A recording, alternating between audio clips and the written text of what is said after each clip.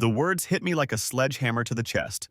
12 years of loyalty, 12 years of 60-hour weeks, gone in 10 seconds. My sister Emma stood beside Mr. Richardson's desk, arms crossed, smirking. She'd been at the company for 8 months. I'd been there since college. "This is a joke, right?" My voice cracked. Richardson wouldn't meet my eyes. "Security will escort you out, Alex Chen." The fluorescent lights buzzed overhead. The smell of stale coffee filled the air. Everything felt surreal. Emma finally spoke. "Nothing personal, big brother, just business." That's when I realized she had no idea who she was messing with. "My name is Alex Chen, and I'd just lost everything I'd worked for. Or so everyone thought. The truth was far more complicated. 3 hours earlier, I had been reviewing quarterly reports in my cramped office. Senior operations manager sounded impressive, but the reality was different. Endless spreadsheets, demanding clients, a boss who took credit for my ideas. But I loved solving problems, making systems work better, helping people. Emma had waltzed into Meridian Solutions 8 months ago. Fresh MBA, daddy's connections. A corner office that took me 8 years to earn. She was everything I wasn't. Charismatic, ruthless, willing to throw anyone under the bus. The family golden child had come to play in my sandbox. I should have seen this coming. The security guard's hand touched my shoulder. "Time to go, sir." I packed my personal items into a cardboard box. A coffee mug from my college, a photo of our parents, a small cactus that somehow survived my black thumb. Emma watched from the doorway. "You always were too trusting, Alex, too nice. And you always were a snake." She laughed. "The snake who just got your job." The elevator doors closed between us. I saw her satisfied smile disappear behind polished steel. That's when my phone buzzed. A text from my lawyer. "Papers filed. You're now majority owner. Congratulations, Mr. Chen." The elevator descended. My heart raced. Nobody knew about the shell company. Nobody knew about the hostile takeover I'd been planning for 6 months. Nobody knew that I'd been buying Meridian Solutions stock through intermediaries. Emma had just fired her new boss. The lobby marble echoed under my feet. Outside, rain pelted the sidewalk. The city looked different somehow, sharper, more alive. I had 48 hours before the ownership transfer became public record. Time to plan my return? My apartment felt smaller that night. Takeout containers on the counter. Bills stacked on the kitchen table. The life of a workaholic bachelor. But my laptop held secrets that would change everything. I opened the encrypted folder. Bank statements showing my cryptocurrency investments from 2018. The Bitcoin I'd bought for $300 was now worth millions. The Ethereum I'd mined in my spare time had exploded. While Emma was getting her MBA, I was getting rich. While she was networking at country clubs, I was building wealth in the shadows. The irony was delicious. My phone rang. Unknown number. "Alex, it's Jennifer from accounting." Jennifer Martinez. Sweet woman. 3 kids, husband with cancer. "I heard what happened," she whispered. "It's not right. Emma's been spreading lies about you for weeks." My chest tightened. "What kind of lies?" "She said you were stealing client information, selling it to competitors. She had documents." Forged documents, it had to be. "Jennifer, I need you to do something for me.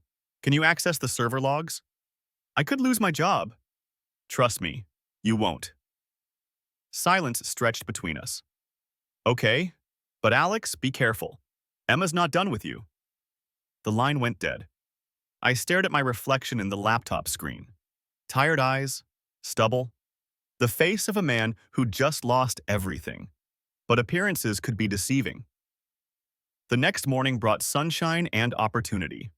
I sat in a coffee shop across from Meridian Solutions, watching employees stream into the building. My former building. My soon-to-be building again. Jennifer's email arrived at 9:47 a.m. The server logs were damning. Emma had accessed my files repeatedly, downloaded client lists, created fake email trails that made me look guilty. She'd planned this for months. My phone buzzed with a call from Richardson. "Alex, we need to talk." "I'm listening." "There might have been a mistake. Some irregularities in the evidence against you. Too little, too late. What kind of irregularities? Can you come in? We should discuss this in person. I sipped my coffee, watched a delivery truck block traffic, savored the moment. I'm afraid I'm busy today, Mr. Richardson. Maybe tomorrow. Alex, your job is still available. We can work this out. My job? I laughed. Which job is that exactly? Confusion crept into his voice. Senior operations manager, of course. I'll have to think about it. I hung up before he could respond. By noon, the news would break. By evening, everything would change. My lawyer called at 11:30 a.m. It's official, Alex. Meridian Solutions is yours. 51% controlling interest. And the rest? The board meeting is scheduled for 2 p.m. They still don't know. I closed my laptop and headed for the building. Time for the real show to begin. The elevator felt different this time. I wasn't the defeated employee anymore. I was the owner riding up to claim his kingdom. The doors opened on the executive floor. Emma stood at Richardson's office window, gesturing wildly. He sat behind his desk, head in his hands. They hadn't seen me yet. I knocked on the open door. Hope I'm not interrupting. Emma spun around. Her face went white. What are you doing here? Security should have banned you. Funny thing about security, I said, stepping into the office. They work for the owner. Richardson looked up. Alex, we really need to discuss. Actually, we need to discuss something else entirely. I placed a folder on his desk. My lawyer will explain the details. Emma grabbed the folder before Richardson could react. Her eyes scanned the documents. Her confident mask cracked. This is impossible. 51% controlling interest, I said calmly. Purchased over the past 6 months through various investment vehicles. Richardson's face went gray. You own the company? As of this morning, yes. Emma threw the papers down. You can't do this! Actually, I can, and I have. The silence stretched like a taut wire. Richardson found his voice first. What does this mean for us? I sat in the chair across from his desk, the same chair where I'd been fired yesterday. Well, that depends. Emma, you're fired. Clean out your desk and get out. Her mouth opened and closed like a fish. You can't fire me. I have a contract. Which includes a morality clause. Forging documents and framing coworkers violates that clause. She looked at Richardson for support. He was studying his hands. This isn't over, she hissed. Actually, it is. Security arrived within minutes. The same guard who'd escorted me out yesterday now stood beside Emma. Ma'am, I need you to come with me. Emma's composure finally shattered. You're my brother. How can you do this to family? You fired me first, remember? Nothing personal, just business. The guard led her toward the elevator. She turned back once, fury and disbelief warring in her eyes. I'll sue you for everything. Good luck with that. The elevator doors closed. Emma was gone. Richardson cleared his throat. So what happens now? I leaned back in the chair. Now we fix what's broken, starting with you. His resignation letter was on my desk within an hour. The company-wide meeting was scheduled for 4 p.m. I stood in the conference room where I'd given countless presentations as a middle manager. Now I owned the podium. Familiar faces filled the chairs. Jennifer, from accounting, gave me a nervous smile. David from IT looked confused. The sales team whispered among themselves. Good afternoon, everyone. I'm sure you're wondering why we're here. Murmurs rippled through the room. As of this morning, I became the majority owner of Meridian Solutions. Yes, the same Alex Chen who was fired yesterday. The room erupted. That's impossible. How did you... What about Emma? I raised my hand for silence. Emma Richardson is no longer with the company. Her termination was immediate and permanent. Jennifer's eyes widened. David grinned. The sales team looked shocked. I know this is a lot to process, but I want you to know that my first priority is taking care of the people who make this company work. I pulled out another folder. Jennifer, your husband's medical bills are now covered by our expanded health plan. David, your request for additional server capacity is approved. Sales team, your commission structure just got a lot more generous. The room fell silent. But why? Jennifer's voice was barely a whisper. Because loyalty should be rewarded. Because hard work should be recognized. Because this is how a company should be run. The applause started slowly, then built to a crescendo. For the first time in months, I felt like I was home. The next few weeks passed in a blur of changes. Richardson's replacement was Jennifer Martinez. She'd earned her MBA at night while raising 3 kids and caring for a sick husband. She understood loyalty. David became CTO. His server improvements increased productivity by 30%. The sales team broke every quarterly record in company history. But the real satisfaction came from smaller moments. Coffee with Jennifer, discussing strategic plans instead of hiding from backstabbing siblings. Approving raises for employees who'd been overlooked for years. Watching the company culture transform from toxic competition to collaborative success. Emma tried to sue, of course. Her lawyer withdrew from the case after reviewing the evidence of her document forgery. She sent angry texts for weeks, then silence. I heard through family friends that she'd moved to another city, found a job at a smaller firm, was starting fresh. I wished her well, honestly, but from a safe distance. The quarterly board meeting arrived in October.